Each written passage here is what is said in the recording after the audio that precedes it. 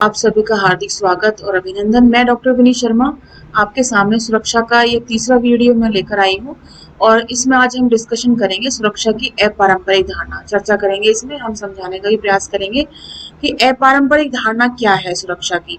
तो सुरक्षा की अपारंपरिक धारणा के अंतर्गत सैन्य खतरे ही नहीं आते हैं बच्चों, इसमें मानवीय अस्तित्व पर चोट पहुंचाने वाले व्यापक खतरे भी आते हैं, उनकी आशंका भी इसमें शामिल की जाती है। इसकी शुरुआत जो है पारंपरिक सुरक्षा की धारणा के भीतर से ही आती है कि सुरक्षा किसकी, ये सवाल उठ करके आता है। और ऐसे करते हुए सुरक्षा के तीन और तत्व, जिनमें किन चीजों की सुरक्षा करनी है, किन खतरों से सुरक्षा करनी है, सुरक्षा के तरीके क्या हैं, इन सब चीजों पर प्रश्न चिन्ह लगाया जाता है। जब हम संदर्भी की बात करते हैं तो हमारा आशय होता है कि सुरक्षा किसको चाहिए। ठीक है, सुरक्षा किसको चाहिए।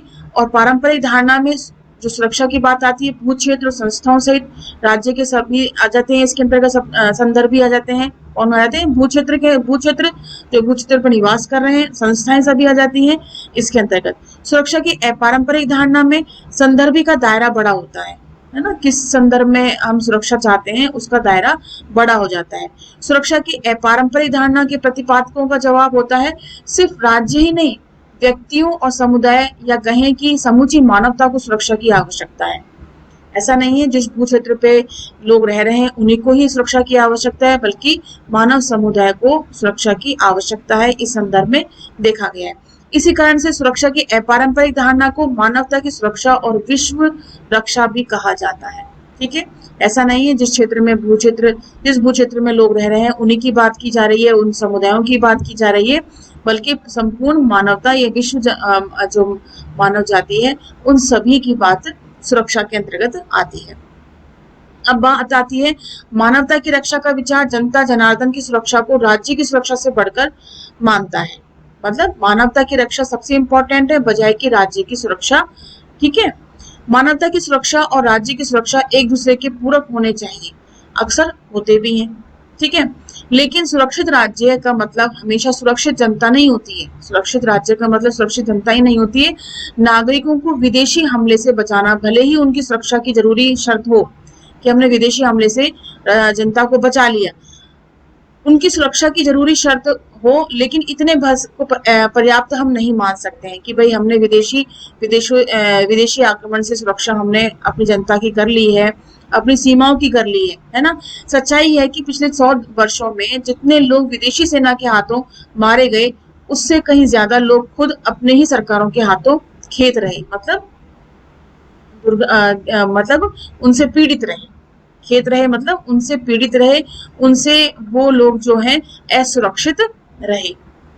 मतलब क्या कहा गया, 100 वर्षों में जितने लोग विदेशी सेना के हाथों मारे गए, उससे कहीं ज्यादा अपने ही राष्ट्रीय सरकार के कारण जो है वो असुरक्षित रहे। ठीक है, कितनी बड़ी बात है। मानवता की सुरक्षा के जो सभी पैरोकार हैं, इसका प्राथमिक लक्ष्य व्यक्तियों की सुरक्षा से है, संरक्षण से है। सबसे बड़ी बात क्या है कि मानवता की सुरक्षा किसमें निर्धारित है? सबसे बड़ी बात है कि मानवता की सुरक्षा किसमें निर्धारित है?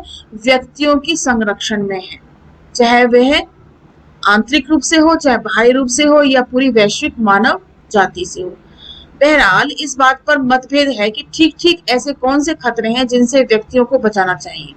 ऐसे कौन से खतरे हैं जिसमें व्यक्तियों को बचाना सबसे बड़ी हमारी प्राथमिकता होती है। मानवता की सुरक्षा का संकीर्ण अर्थ लेने वाले पैरोकारों का जोर व्यक्तियों को हिंसक खतरों यानी खून खराबे से बचाना होता है। यूएनओ के भूतपूर्व महासचिव कोफी अन्नान के शब्दों में कहें तो ऐसे पैरोकारों का आशय है कि व्यक्तियों और समुदायों को अंदरूनी खून खराबे से बचाना, मतलब खून खराबे से बचाना आंतरिक रूप से भी और बाह्य रूप से भी। मानवता की सुरक्षा का व्यापक अर्थ है लेने वाले पैरोकार कहते हैं, मतलब उसके समर्थक। पैरोकार बार बार पैरोकार आ रहा है, उसका मतलब है कि उसका समर्थन करने वाले, मानवता की सुरक्षा का व्यापक अर्थ में समर्थन करने वाले क्या कहते हैं कि खतरों की सूची में अकाल, महामारी, आपदाओं में शामिल किया जाना चाहिए, क्योंकि युद्ध, जनसंहार और आतंकवाद साथ मिलकर जितने लोगों को मारते हैं, उससे कहीं ज्यादा लोग अकाल, महामारी और प्राकृतिक आपदाओं की चपेट में आ जाते हैं। हम देख सकते हैं कोविड-19 के संदर्भ में हम देख सकते हैं कि हम जितना जो है युद्ध, जनसंहार और आतंकवाद से जितने पीड़ित होते हैं, उससे कहीं ज्यादा जो है हम प्राकृतिक आपदाओं से भी असुरक्षित होते हैं। तो मानवता की सुरक्षा के व्यापकतम अर्थ में आर्थिक सुरक्षा, मानवीय गरिमा की सुरक्षा को भी शामिल किया गया है। कौन सी सुरक्षा? आर्थिक सुरक्षा। हम आर्थिक दृष्टि से सुदृढ़ होने चाहिए और साथ में हमारी मानवीय गरिमा भी सुरक्षित होनी चाहिए। अलग अंदाज में कहें तो मानवता की रक्षा के व्यापक अर्थ में कि अभाव से मुक्ति और भय से मुक्ति पर जोर दिया जाए। यदि हम बात करें अलग अंदाज में कि सुरक्षा किस अर्थ में, एक तो अभाव से मुक्ति हो, किसी प्रकार का अभाव नहीं हो, जैसे आर्थिक अभाव होता है ना, जिसमें गरीबी, निर्धनता, कुपोषण, बहुत सारी चीजें ऐसी होती हैं जिसमें हम अभावग्रस्त हो जाते हैं। प्राकृतिक आपदाएं आती हैं तब हमारे सामने बहुत सारी खतरे हमारे सामने मंडराते रहते हैं, तो ये सभी चीजें खत्म होनी चाहिए। भय से मुक्ति हो, डर से मुक्ति हो, तो ये सभी चीजें अगर होंगी तब हम सुरक्षित रह पाएंगे। इन सब से हम मुक्त होंगे तभी हम सुरक्षित रह पाएंगे। विश्वव्यापी खतरे जैसे वैश्विक ताप वृद्धि की बात करें, ग्लोबल वार्मिंग की बात करें, अंतर्राष्ट्रीय आतंकवाद की बात करें, एड्स है, बर्ड फ्लू है, स्वाइन फ्लू है, डेंगू है और अब ये कोविड-19 है ना। इनके मद्देनजर 1990 के दशक में विश्व सुरक्षा की धारणा उभरी है कि विश्व किस मानव जाति के अंतर्गत पूरी वैश्विक मानव जाति, ऐसा नहीं है कि इस राष्ट्र की, उस राष्ट्र की, किस राष्ट्र की, पूरी वैश्विक मानव जाति की सुरक्षा की बात बोली जा रही है। कोई भी देश इन समस्याओं का समाधान अकेले नहीं कर सकता, ठीक है, कोई नहीं कर सकता। जब ऐसी बड़ी बड़ी महामारियां आती हैं तो कोई भी एक देश जो है उसमें कार्य नहीं कर सकता, सभी देशों को मिलकर के सामूहिक रूप से ये सुरक्षात्मक कार्य करने होते हैं, उसके लिए प्रयास करना होता है। ऐसा भी हो सकता है कि किन्हीं स्थितियों में किसी एक देश को इन समस्याओं की मार बाकियों की अपेक्षा ज्यादा झेलनी पड़े। ऐसा भी हो सकता है कि किसी दिन में किसी देश में कोई महामारी है, प्राकृतिक आपदा है, कम है और किसी देश में ज्यादा है, ऐसा भी हो सकता है। लेकिन उसके लिए भी पूरा विश्व जो है मिलकर के ही कार्य करेगा। जैसे वैश्विक ताप वृद्धि है, अगर समुद्र तल 2 मीटर ऊंचा उठता है तो बांग्लादेश का 20% हिस्सा डूब जाएगा, ठीक है, और पूरा मालदीव सागर में समा जाएगा। थाईलैंड की 50% आबादी को खतरा पहुंचेगा। इन समस्याओं की प्रकृति जो है वैश्विक है, ग्लोबल है, इसलिए अंतर्राष्ट्रीय सहयोग अत्यंत महत्वपूर्ण हो जाता है, भले ही इसे हासिल करना मुश्किल हो, ठीक है। किसी राष्ट्र को कम भुगतना पड़े, कम आपदा हो, किसी को बहुत ज्यादा हो, पूरा का जैसे बताया वैश्विक ताप वृद्धि से बांग्लादेश डूब सकता है 20%, मालदीव पूरा डूब सकता है, थाईलैंड डूब सकता है, सब चीजें हैं, बहुत खतरा है। लेकिन इसके लिए एक देश ही प्रयासरत रहेगा, ये प्रयासरत रहेगा, इसके लिए पूरा विश्व समाज जो है प्रयासरत रहेगा, क्योंकि चपेट में सभी हैं, लेकिन कोई कम है, कोई ज्यादा है। इसी तरह हम कोविड में भी देख सकते हैं, कोई देश ज्यादा चपेट में है तो कोई कम है और कोई बिल्कुल भी नहीं है। तो ऐसी स्थिति में पूरा विश्व जो है सहयोगात्मक दृष्टिकोण रखेगा। अब बात आती है खतरे के नए स्रोत क्या है, ऐसे कौन से खतरे हैं जिनको अब वर्तमान समाज में या वर्तमान आधुनिक समाज में हमें देखने को मिलते हैं। खतरे के नए स्रोतों की बात करें तो 2 पक्ष आते हैं, मानवता की सुरक्षा और विश्व सुरक्षा, ठीक है। और ये दोनों सुरक्षा के संदर्भ में खतरों की बदलती प्रकृति पर जोर देते हैं। जैसे आतंकवाद का आशय राजनीतिक खून खराबे से है, ठीक है, जानबूझकर और बिना किसी मुरव्वत के नागरिकों को अपना निशाना बनाना, बिना किसी उद्देश्य के, क्या है, खून खराबा करना और किसी भी व्यक्ति को, किसी भी नागरिकों को, किसी भी वैश्विक समुदाय को या मानव समुदाय को जो है अपना निशाना बना लेते हैं वो, ठीक है। अंतर्राष्ट्रीय आतंकवाद एक से ज्यादा देशों में व्याप्त है। अंतर्राष्ट्रीय आतंकवाद जो है एक देश में नहीं है, 2 देश में नहीं है, सभी देशों में ही, अधिकांश देशों में व्याप्त है, मतलब देखने को मिलता है। उसके निशाने पर कई देशों के नागरिक भी होते हैं। कोई राजनीतिक संदर्भ या स्थिति नापसंद हो तो आतंकवादी समूह उसे बल प्रयोग अथवा बल प्रयोग की धमकी देकर बदलना चाहता है। कोई भी किसी भी प्रकार का अगर राजनीतिक संदर्भ किसी को पसंद नहीं है, वहां की सरकार किसी को पसंद नहीं है, वहां की कार्यवाही किसी को पसंद नहीं है, तो आतंकवादी समूह जो है उसको निशाना बना लेता है, ठीक है। जनमानस को आतंकित करने के लिए नागरिकों को निशाना बनाया जाता है ना, जनमानस को, जनता को, जनसाधारण को आतंकित करने के लिए, भयभीत करने के लिए उसे निशाना बना लेते हैं। आतंकवाद नागरिकों के असंतोष का इस्तेमाल राष्ट्रीय सरकारों अथवा संघर्षों में शामिल अन्य पक्ष के खिलाफ करता है। क्या मतलब हुआ? आतंकवाद नागरिकों में क्या करता है, असंतोष स्थापित करता है। राष्ट्र सरकार और संघर्षों के अंतर्गत जो है इनके खिलाफ इन सबको इस्तेमाल करता है, किसको, आतंकवादी गतिविधियों को। आतंकवाद के चिर परिचित उदाहरण हमने देख सकते हैं, जैसे विमान अपहरण कर लिया, भीड़ भरी जगहों पर रेलगाड़ी, होटल, बाजार, ऐसी जगहों पर बम लगा दिए, बम विस्फोट कर दिए। आजकल तो स्लीपर सेल्स की भी बात आती है, हमारे बीच में ही लोग रह रहे हैं और स्लीपर सेल्स के माध्यम से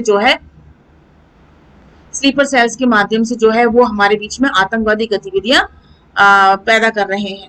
तो इस घटना के बाद से, जैसे अभी देखें 2001 के 11 सितंबर को आतंकवादियों ने अमेरिका के वर्ल्ड ट्रेड सेंटर पर हमला किया। 9/11 की घटना जो हमने पिछले अध्यायों में पढ़ी, उसमें देखा कि वर्ल्ड ट्रेड सेंटर पर हमला बोल दिया। और इस घटना के बाद से दूसरे मुल्क और वहां की सरकारें आतंकवाद पर ज्यादा ध्यान देने लगी, ठीक है। और यही एक अमेरिका था जिसने इस आतंकवादी गतिविधियों या आतंकवाद का समर्थन किया था। और जब इसके वर्ल्ड ट्रेड सेंटर पर 9/11 जब घटना हुई, तब स्थिति क्या हो गई, तब स्थिति यह हुई कि इन्होंने अब आतंकवादी विरोधी गतिविधियां जो हैं या उसका प्रतिकार करने के लिए प्रयास करना शुरू कर दिया। आतंकवाद कोई नई परिघटना नहीं है। गुजरे वक्त में आतंकवाद की अधिकांश घटनाएं मध्य पूर्व, यूरोप, लैटिन अमेरिका और दक्षिण एशिया में हुई हैं। गुजरे वक्त में हम देखें, पिछले वक्त में तो ये आतंकवादी जो घटनाएं हैं हमें देखने को मिलती है मध्य पूर्व में, यूरोप में, लैटिन अमेरिका में और दक्षिण एशिया में हमें देखने को मिलती है। मानवाधिकार है ना, मानवाधिकार, मानव के अधिकारों को सुरक्षित रखना। मानवाधिकार को 3 कोटियों में रखा गया है। हो सकता है कि हमें लगे कि मानवाधिकार के इससे कहीं ज्यादा कोटियां भी हो सकती हैं, लेकिन इन तीनों कोटियों से मानवाधिकार विषयक चर्चा की शुरुआत की जा सकती है। पहली कोटि यानी पहला कोटि मतलब पहली प्रकार जो है राजनीतिक अधिकारों की, जैसे अभिव्यक्ति और सभा करने की आजादी, मतलब हम अपने विचारों को अभिव्यक्त कर सकें, प्रकट कर सकें। और दूसरा प्रकार क्या है, आर्थिक और सामाजिक अधिकारों की है। अधिकारों की तीसरी कोटि है, मतलब आर्थिक और सामाजिक अधिकार होने चाहिए मानव के लिए, है ना। तीसरा प्रकार क्या है, उपनिवेशीकृत जनता तथा जातीय मूलवासी अल्पसंख्यकों के अधिकार आते हैं। इस तीसरी कोटि में, तीसरे प्रकार में क्या आता है, जो उपनिवेशीकृत जनता है ना, उन लोगों की जातीय आधार पर और मूलवासी जो है वहां के अल्पसंख्यकों के जो मूलभूत अधिकार हैं उनके अंतर्गत आते हैं ना, उनको भी इस प्रकार में रखा गया है ना, इस कोटि में रखा गया। तो 3 कोटियां आ गई मानव अधिकारों के विषय पर हमने चर्चा करी। तो पहली कोटि में राजनीतिक अधिकार आ गए, दूसरी कोटि में क्या आ गए, आर्थिक और सामाजिक अधिकार आ गए, और तीसरी कोटि में जो उपेक्षित वर्ग है ना, जो उपेक्षित वर्ग है यानी कि अल्पसंख्यक वर्ग है, उनके अधिकार आ गए। अब इस वर्गीकरण को लेकर व्यापक सहमति है कि इस बात पर सहमति नहीं बन पाई कि इनमें से किस कोटि के अधिकार को हम सार्वभौम मानवाधिकार की संज्ञा दी जाए, और इन अधिकारों के उल्लंघन की स्थिति में अंतर्राष्ट्रीय बिरादरी को क्या करना चाहिए। दशक से कुछ घटनाओं, मसलन रवांडा में जनसंहार, कुवैत पर इराक का हमला, पूर्वी तिमोर में इंडोनेशिया सेना के रक्तपात के कारण बहस चल पड़ी है कि यूएनओ को मानवाधिकारों के हनन की स्थिति में हस्तक्षेप करना चाहिए कि नहीं करना चाहिए। अब कुछ का तर्क क्या है कि यूएनओ का घोषणा पत्र अंतर्राष्ट्रीय बिरादरी को अधिकार देता है कि वे मानवाधिकारों की रक्षा के लिए हथियार उठाए, मनुष्य के अधिकारों की रक्षा के लिए हथियार उठाए, ऐसी बात कही गई है। दूसरी तरफ कुछ ऐसे भी हैं जिनका तर्क यह है कि संभव है कि ताकतवर देशों के हितों से निर्धारित होता है कि यूएनओ मानवाधिकार उल्लंघन के किस मामले में कार्रवाई करेगा और किस में नहीं करेगा। मतलब मानवाधिकारों के लिए ठीक है कि रक्षा के लिए हथियार उठाए जाएं, लेकिन किन के लिए उठाए, किन के लिए नहीं उठाए, ये भी एक असमंजस की बात आती है। खतरे का एक और स्रोत है वैश्विक निर्धनता, है ना। विश्व जो है निर्धनता, गरीबी के और कुपोषण पर किस प्रकार से ग्रसित होता जा रहा है। विश्व की जनसंख्या फिलहाल 760 करोड़ है और यह आंकड़ा 21वीं सदी के मध्य तक 1000 करोड़ हो गया। फिलहाल विश्व की कुल जनसंख्या वृद्धि का 50% सिर्फ 6 देशों में, भारत, चीन, पाकिस्तान, नाइजीरिया, बांग्लादेश, इंडोनेशिया में घटित हो रहा है। अनुमान क्या है कि अगले 50 सालों में दुनिया के सबसे गरीब देशों में जनसंख्या 3 गुनी बढ़ जाएगी, जबकि इसी अवधि में अनेक धनी देशों की जनसंख्या घट भी जाएगी। प्रति व्यक्ति उच्च आय और जनसंख्या की कम वृद्धि के कारण धनी देश अथवा सामाजिक समूहों को और धनी बनने में मदद मिलेगी। देखिए प्रति व्यक्ति निम्न आय और जनसंख्या की तीव्र वृद्धि एक साथ मिलकर गरीब देशों और सामाजिक समूहों को और गरीब बना देंगे। ये चित्र देखिए आप, खुशहाली और बदहाली का करीबी चित्र है ना, नजदीक से लिया गया चित्र आप देख सकते हैं इसमें कि किस प्रकार से हमारी व्यथा को प्रदर्शित कर रहा है। विश्व स्तर पर यह असमानता जो है उत्तरी गोलार्ध के देशों को दक्षिणी गोलार्ध के देशों से अलग करती है। दक्षिणी गोलार्ध के देशों में असमानता अच्छी खासी बढ़ी है और यहाँ कुछ देशों ने आबादी की रफ्तार को काबू में किया और आय को बढ़ाने में सफल रहे, जबकि बाकी देश ऐसा नहीं कर पाए हैं।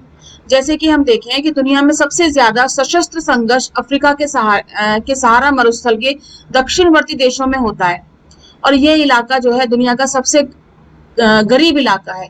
21वीं सदी के शुरुआती समय में इस इलाके के युद्धों में शेष दुनिया की तुलना में कई ज्यादा लोग मारे भी गए हैं। अब दक्षिणी गोलार्ध के देशों में मौजूद गरीबी के कारण अधिकांश लोग बेहतर जीवन खासकर आर्थिक अवसरों की तलाश में रहे हैं, है ना। उत्तरी गोलार्ध के देशों में प्रवास कर रहे हैं और इससे अंतर्राष्ट्रीय स्तर पर राजनीतिक मतभेद भी खड़ा हुआ है, आप ये देख सकते हैं।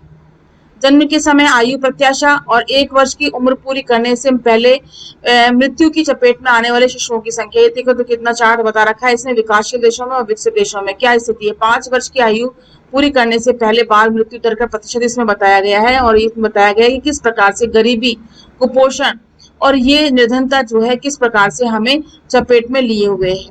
ठीक है, अभी देखिए कि अंतर्राष्ट्रीय कायदे कानून अप्रवासी जो अपनी मर्जी से स्वदेश छोड़ते हैं और शरणार्थी जो युद्ध और प्राकृतिक आपदा और राजनीतिक उत्पीड़न के कारण स्वदेश छोड़ने को मजबूर हो जाते हैं, इनमें भेद करते हैं। अंतर्राष्ट्रीय कायदे कानून जो है अप्रवासी और शरणार्थियों में भेद करते हैं। सामान्यतः उम्मीद की जाती है कि कोई राज्य शरणार्थियों को स्वीकार करता है लेकिन उन्हें अप्रवासियों को स्वीकारने की बाध्यता नहीं होती। शरणार्थियों को स्वीकार कर लिया उन्होंने क्योंकि वो प्राकृतिक आपदा के कारण शरणार्थी बने। अप्रवासी जो अपनी इच्छा से प्रवास किया उन्होंने, तो इनमें भी इनको स्वीकार करने में बाध्यता बन जाती है। अब शरणार्थी अपनी जन्मभूमि को छोड़ते हैं, जबकि जो लोग अपना घर बार छोड़ चुके हैं और राष्ट्रीय सीमा के भीतर ही हैं, उन्हें आंतरिक रूप से विस्थापित जन कहा जाता है। ठीक है, जो शरणार्थी जो हैं अपनी जन्मभूमि छोड़ चुके हैं और घर बार छोड़ चुके हैं, राष्ट्रीय सीमा के भीतर हैं, उन्हें आंतरिक रूप से विस्थापित कहा जाता है। और 1990 के दशक के शुरुआती सालों में हिंसा से बचने के लिए कश्मीर घाटी छोड़ने वाले कश्मीर पंडित आंतरिक रूप से विस्थापित जन के उदाहरण देखे जा सकते हैं। विश्व का शरणार्थी मतलब अपने ही देश में वो अपने ही जगह को छोड़ करके विस्थापित हो जाते हैं। विश्व का शरणार्थी मानचित्र विश्व के संघर्ष मानचित्र से लगभग हूबहू मेल खाता है। क्यों? क्योंकि दक्षिण गोलार्ध के देशों में सशस्त्र संघर्ष युद्ध के कारण लाखों लोग शरणार्थी बने हुए हैं, जबकि सुरक्षित जगह की तलाश में वे निकले हुए हैं। 90 और 95 के बीच 70 देशों के मध्य कुल 93 युद्ध हुए और इसमें लगभग 55.5 लाख लोग मारे गए और इसके परिणाम स्वरूप क्या हुआ, परिवार और कभी कभी पूरे समुदाय को सर्वव्याप्त भय और आजीविका और पहचान और जीवन यापन परिवेश के नाश के कारण जन्मभूमि को छोड़ने पर वो मजबूर उनको होना पड़ता है। युद्ध और शरणार्थियों के प्रवास के आपसी रिश्तों पर नजर डालें तो पता चलेगा कि 1990 के दशक में कुल 60 जगहों से शरणार्थी प्रवास करने को मजबूर हुए हैं और इसमें 3 को छोड़कर शेष सभी के मूल में सशस्त्र संघर्ष था।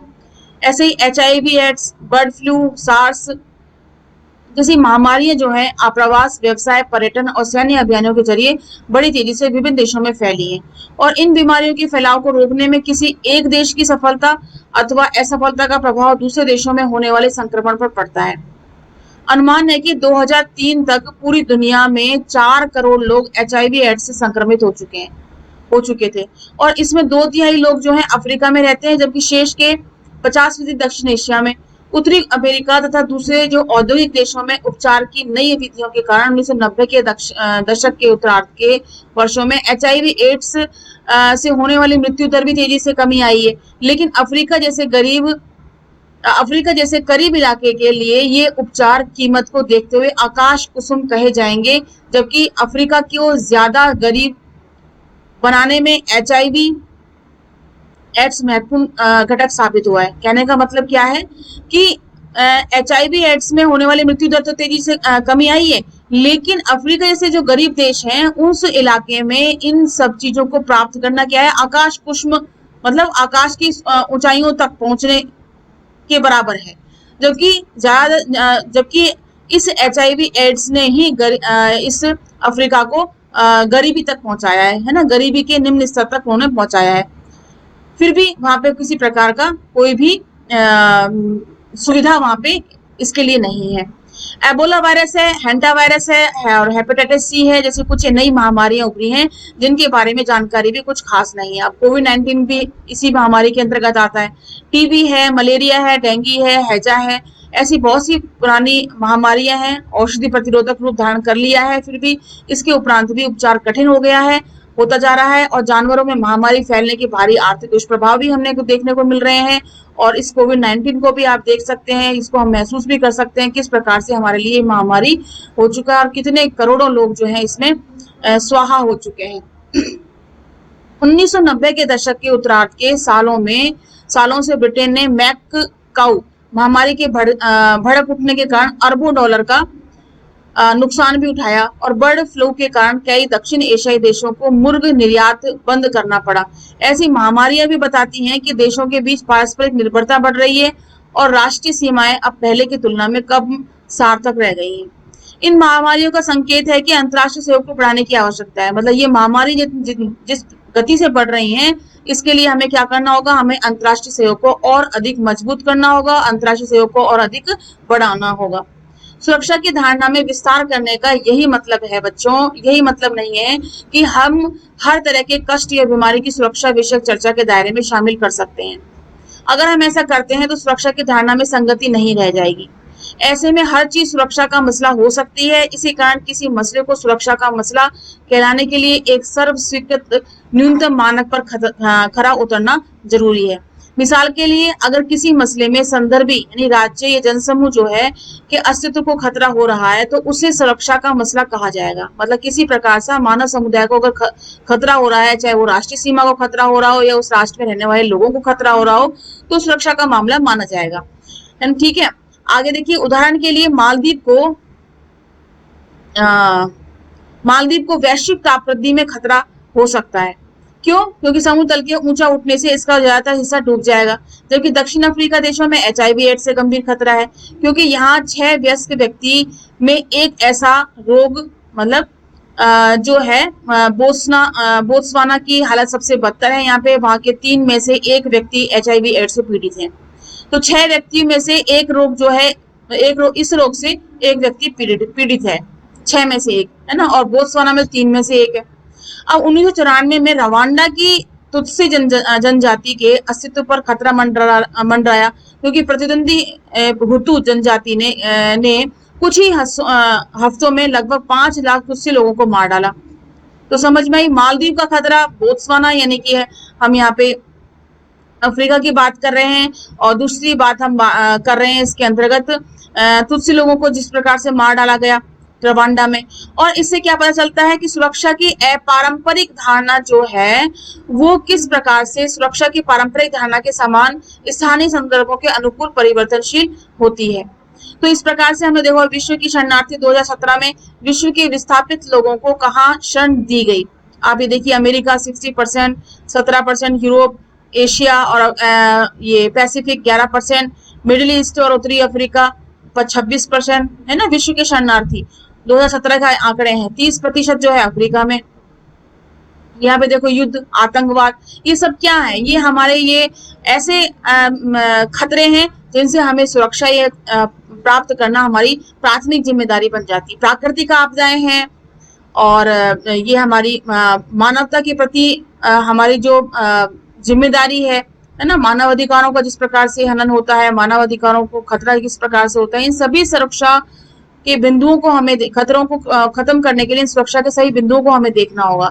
तो विद्यार्थियों, अब नेक्स्ट वीडियो में हम क्या पढ़ेंगे, सहयोग मूलक सुरक्षा क्या होती है और किस प्रकार से सहयोग मूलक सुरक्षा जो है हमें इन सभी खतरों से लड़ने में मदद करेगी। इसमें आतंकवाद है, मानवाधिकार है ना, मानवता को बचाना है, और ऐसी विभिन्न बीमारियां हैं जिनसे हमको मिलकर के लड़ाई लड़नी है, और ऐसी बहुत सी प्राकृतिक आपदाएं हैं जिनके अंतर्गत सभी का सहयोग जो है, पूरे विश्व का सहयोग जो है हमारे लिए सर्वोत्तम होता है। मिलकर के ही हम इन सभी खतरों से निजात पा सकते हैं। इसी के साथ ही इस वीडियो को हम यहीं समाप्त करते हैं।